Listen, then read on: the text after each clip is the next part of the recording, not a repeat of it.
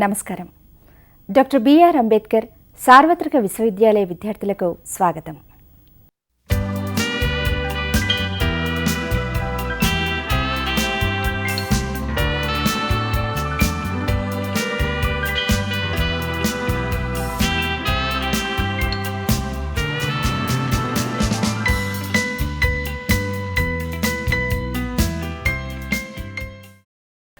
Let's begin with a brief introduction to drama. As we all know that drama is one of the most interesting and also one of the most difficult genres to exploit. Now, if you know, it started in Rome, ancient Rome, where people started doing small events, skits, what we call now, in the church or in the religious or holy places. Drama came out of that. After that, as we know, Greek people started exploiting or using drama in their different festivities and all the other aspects of their lives. It came out of church, it was used or it was celebrated by a lot of other people, and slowly it came out of the clutches of kings and queens, and now it was the means of celebration for people. Everybody could enjoy drama. And later, as we know, when Aristotle talks about drama in particular in his text, very famous text Poetics, there he gives you us definitions, various kinds of elements in a drama, and also how drama has been evolving throughout this time. Now, if you remember British drama, the golden period of British drama, we call it Elizabethan age, roughly somewhere around 1590s to 1650s or 50s or 60s. This was the time when Shakespeare was writing, and Shakespeare was a very important figure when it comes to drama. After Shakespeare, as we know, there were other dramatists, for instance university wits, who are also very important role. They played a very important role when it came to drama. But after that, as we see, once Elizabethan age is gone, slowly we'll find that there's a decline in drama. We have a new kind of dramas. Now we have dramas of sentimental comedy, sometimes also referred as restoration comedy. So we'll get into all these various types of dramas as we go along with the elements of drama. Now let's begin our first element of drama. The most important element of drama, according to Aristotle, is the plot. Now, what is the plot?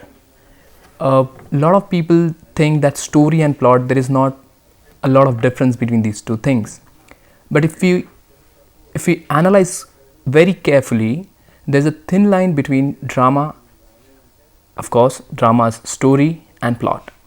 Now, there has been a huge debate what is story and what is plot, or how story is different from plot. Now, for instance, just simple line like a king died and then the queen died can be called a story. But now, how is plot different from the story? Now, when somebody says when king died then the queen died of grief, that's where you have your plot. Plot has this element of cause. It is sometimes called causal effect or causal effect. So this causal effect is extremely important when it comes to plot. For instance, if you ask your entire storyline or the entire narrative of a drama that why this is happening or who is doing this, so the answer you'll get is that cause itself, the cause and effect. So there is always this element of cause in plot, whereas in story it's just a linear arrangement of events. For instance, A happened, after that B happened, after that C happened. But the arrangement and in the end, what we carry with us is what we call plot. Plot comprises all the other aspects as well. For instance, it also talks about thought, it also talks about theme, it also talks about various other things. At the same time, Aristotle in his Poetics defines plot in various ways. According to him, plot is the most essential thing in drama. Especially he's trying to talk about tragedy, of course, but we'll get back to tragedy and comedy a little later. At the same time, there are two kinds of plots: simple plot and complex plot. Now let's talk about what is the simple plot. A simple plot is a plot where the story or the plot or the events happen around one central character. Mostly the central character is the protagonist, or what we call hero. So it's usually about the central character. The story or the narrative or the plot revolves around that one character. Let's take example of Hamlet. Now the play like Hamlet, the events are taking place around the central character Hamlet. It has to do with Hamlet's life, the previous life. Another important and interesting fact about simple plots is there is always a kind of flaw in the central character. So the element of flaw is again very crucial when it comes to simple plot.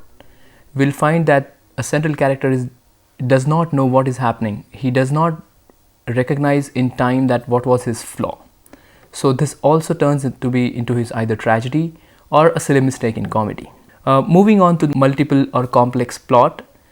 Usually in complex plot, what happens is there are various different stories or plots interlinked. That's why it's called multiple. So there is more than one plot. Now what happens in multiple plots is that story is not just revolving around the central character, but also sometimes with minor characters. For instance, example of King Lear. In King Lear, it's not just King Lear around who the entire plot or entire events are happening.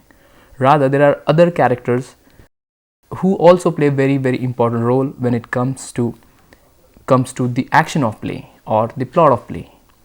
In the same way, there are modern plays like Rosencrantz and Guildenstern are Dead, where we'll find that there are two kinds of plots. One deals with what was happening behind when Hamlet was on stage, and at the same time what these two characters were doing behind the stage. So these are a couple of interesting facts about complex plot or multiple plot. Again, one interesting thing about, or one hint to know if this is complex plot is there is always reversal of fortune. What does this reversal of fortune mean? Reversal of fortune means that the character now realizes that he has committed a lot of mistakes and now he cannot come back. Now he cannot undo what he has done. So what he does is he just goes with the flow, and it's usually falling from the grace. Now if he's above everything, now he falls. So this journey is called reversal of fortune. His fortune was very high, now it's very low. So this kind of plot is called multiple plot, where different kinds of narratives or different kinds of stories and plots are interlinked. Now another important aspect of plot is proper beginning, proper middle and proper end. Now you might also think now every story has proper end, proper middle and proper end, but let me tell you that plot is a little bit tricky here. Now what happens in plot is when somebody says proper beginning, it does not mean it has to begin from the real beginning.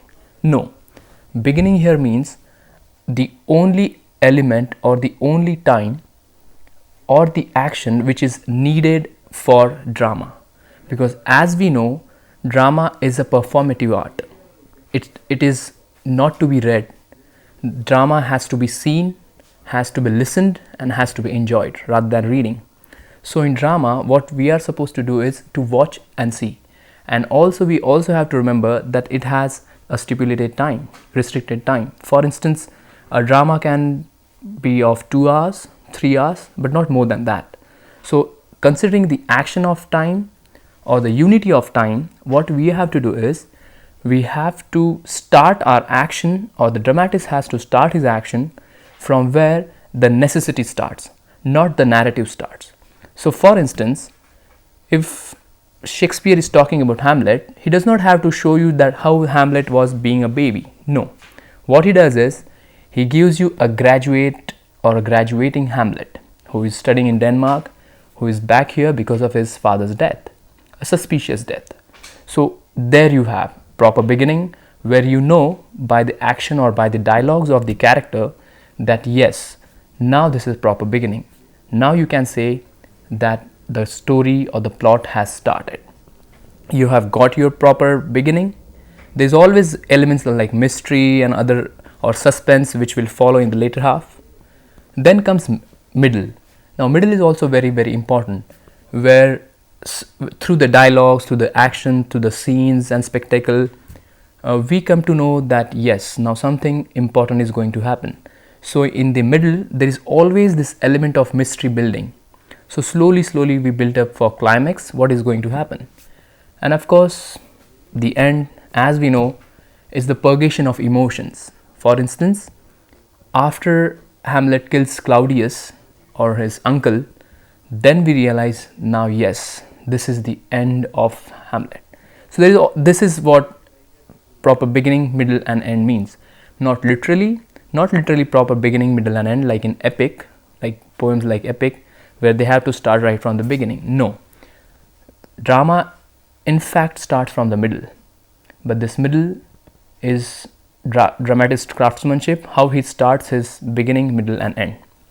So these are a couple of important facts about drama. Now let's talk about these two important kinds of plots or kinds of narratives which are widely exploited, widely used. Let's talk about tragedy.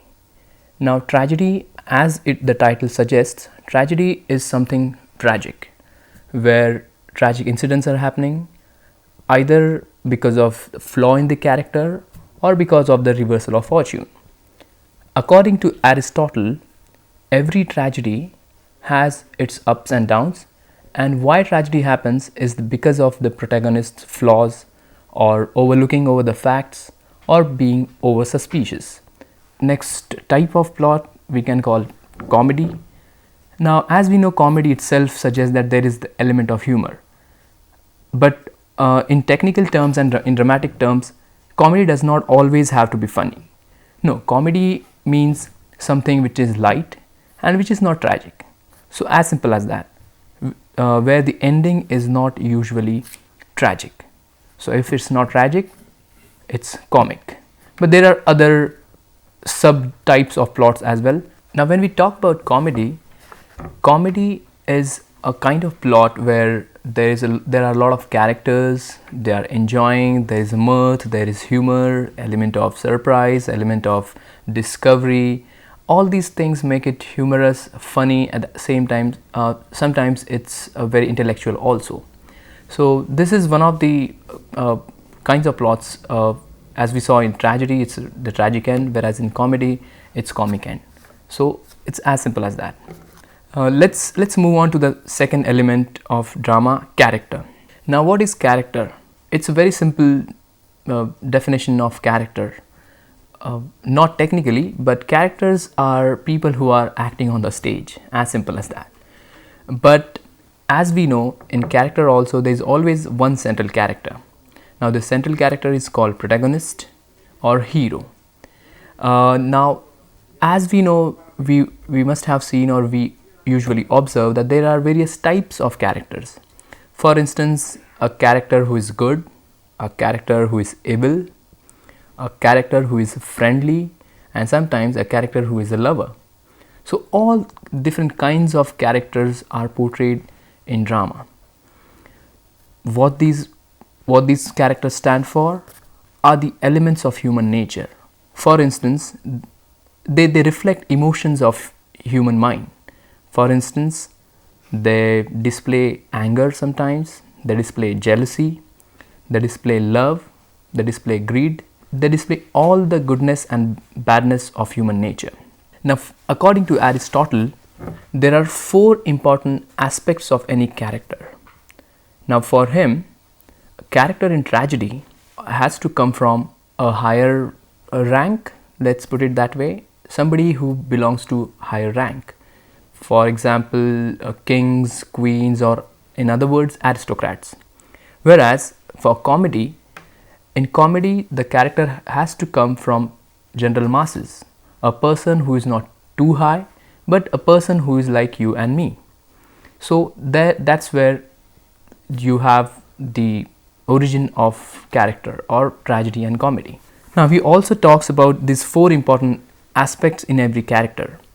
First, he talks about ethically good. The character should always be ethically good. He should be appropriate to fulfill the needs of that character.